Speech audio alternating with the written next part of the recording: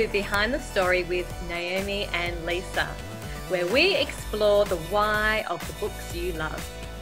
I'm Lisa Renee from the Collaborative Press, and I'm also a romance contemporary author of the Single Again series. And I'm Naomi Craig, historical fiction author of Rahab's Courage. Today's special guest is an award-winning contemporary romance author, Sara Beth Williams. She lives with her husband, two beautiful daughters, a lovable old pit bull, and a spunky and very shaggy Pomeranian. Her time is currently divided between working, raising her daughters, her doggies, and writing every spare minute that she can. She loves enjoying soaking up a wonderful rainstorm, and currently she works as a publicist at Anaya Press. Sara, welcome to Behind the Story. Thank you so much for having me, guys. Our pleasure. Sara, now tell me, where are you from and how long have you lived there?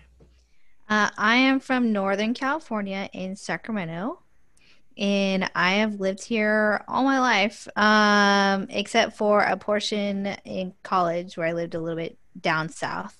But I've been living in California all my life. Great. So other than your own country, what is your favorite country that you would like to visit or that you've been to?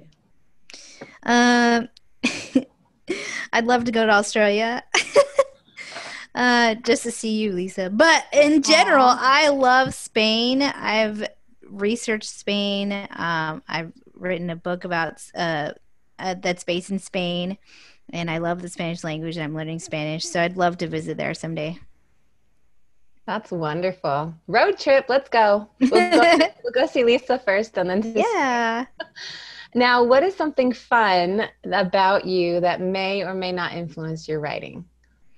I love music, and it's heavily influenced my more recent writing. In my third book that's coming out in March, I have a lead character who is a musician. And my fourth book, which I'm pitching to agents, has two characters that are musicians. One is the lead character, one is the character's sister. So music has always been really influential in my writing in general. Awesome. Yeah. Naomi and I have had the privilege of reading some of your manuscripts and your stories, and yeah, we can see that coming through, and we just love it. We just love your writing. And yeah, I find also that listening to some music is quite inspirational, and like if you're doing a country theme or something, country music's great.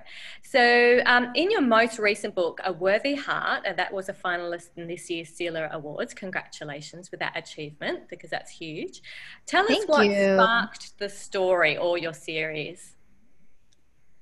Well, A Worthy Heart and the third book, both kind of stemmed from writing my first book. So as I was writing my first book, When Hearts Collide, I kind of just developed the idea to do a series with these characters. As the more that I wrote about the six main characters, the more that I really wanted to tell the stories of the other characters. So I took Lacey's brother, and Lacey is the main character in When Hearts Collide, and I tried to figure out who to pair him with out of the characters that I had.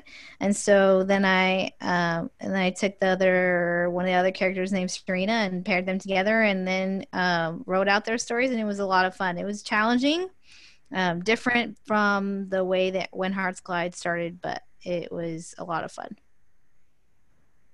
That's excellent. It sounds like you had a lot of fun in keeping in that community for your stories.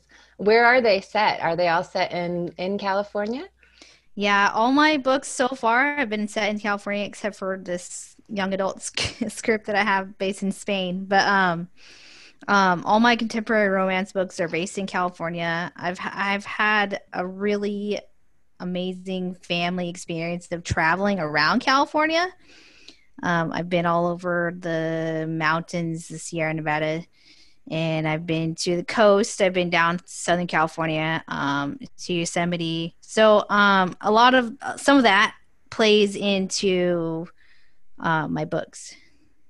Awesome. Yeah, it was great to ask you some questions when I was visiting California in my book.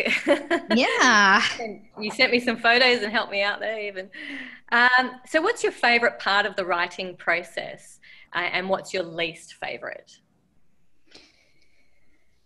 I think my favorite part of the writing process is free writing a new story.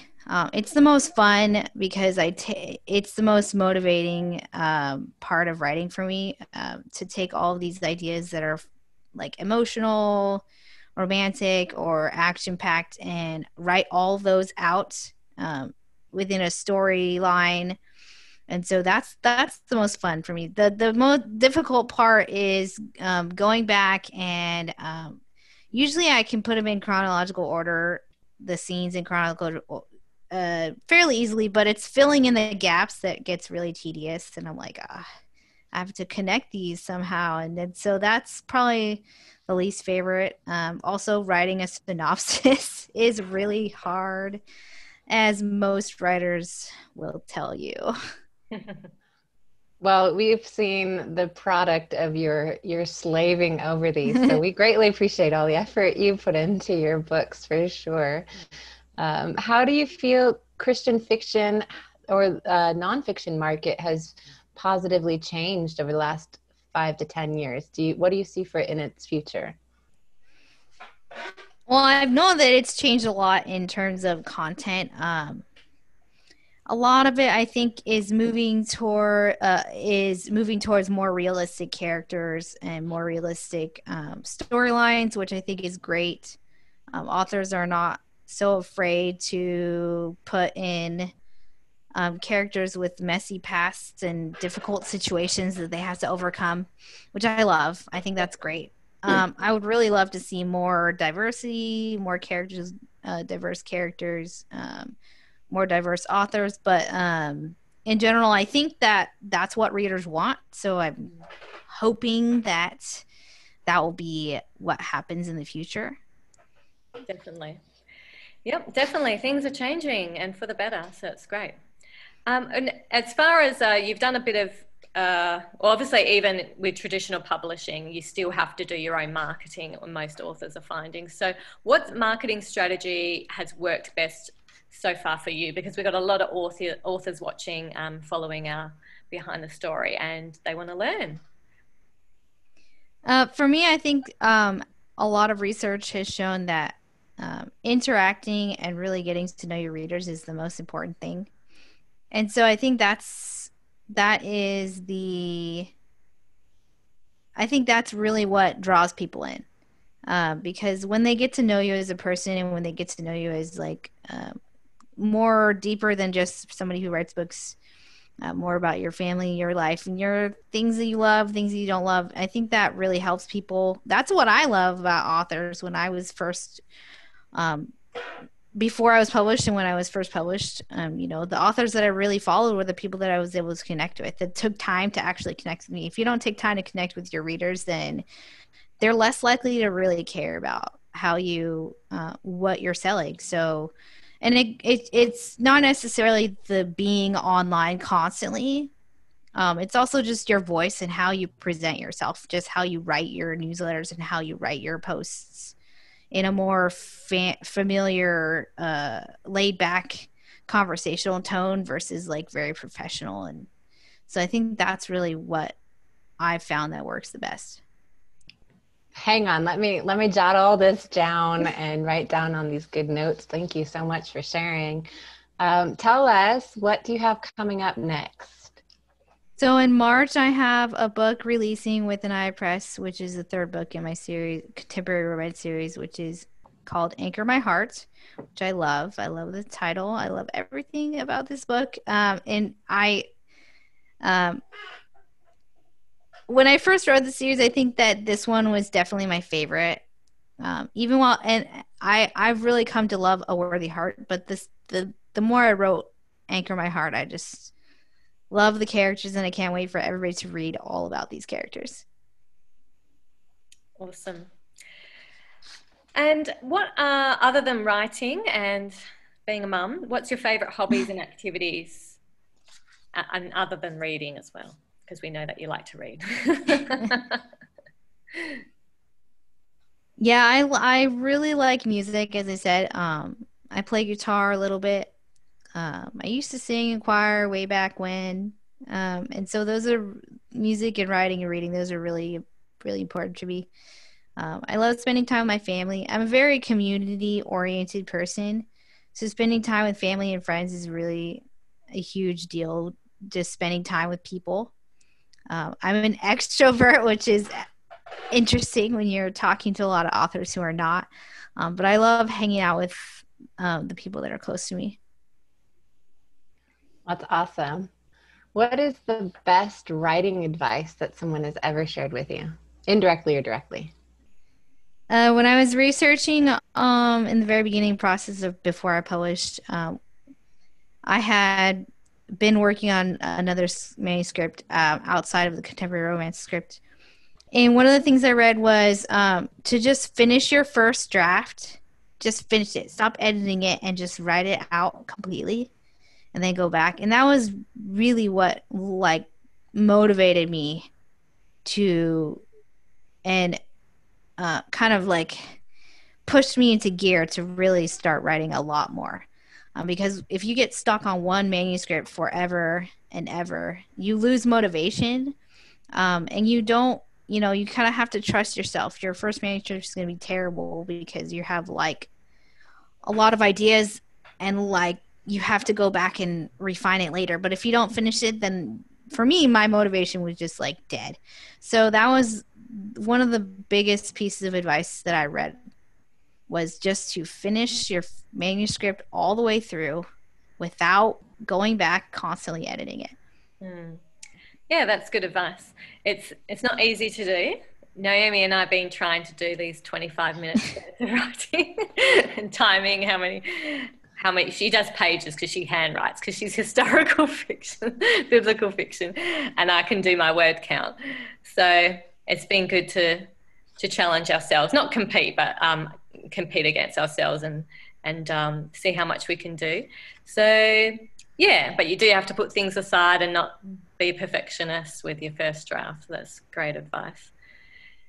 Can you quickly go over your titles, Sarah, of the ones that are available and your new release, and where our viewers can get a hold of them?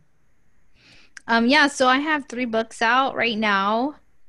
When Hearts Collide and A Worthy Heart are available right now through Naya Press, and you can visit my website, which will be in the link in the bottom.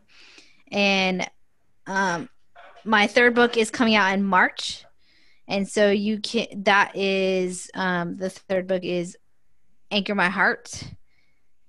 So you can subscribe to my newsletter to find out all the details, cover reveal, launch team, everything like that. So make sure you visit my website and subscribe to my newsletter to find out more about Anchor My Heart.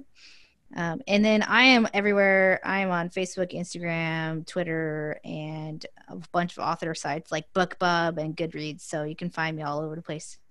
Thank you so much, Sarah, for sharing with our viewers today. Thank you guys so much for having me. All of our viewers, be sure to check in the links and in the comments to connect with Sarah and all her books. If you have enjoyed learning about a new author, subscribe to our YouTube channels, Naomi Craig, Lisa Renee, and the Collaborative Press. Make sure you subscribe so you get notified of our next Behind the Story video. Awesome. And Naomi and I have a gift for you. We have some novellas. I have the Act 1 of Polarized Love. And when you subscribe to my newsletter, and Naomi has something. What do you have, Naomi?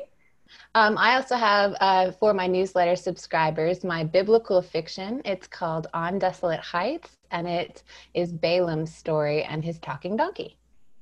Awesome, and it is a very cool story, so make sure you get that.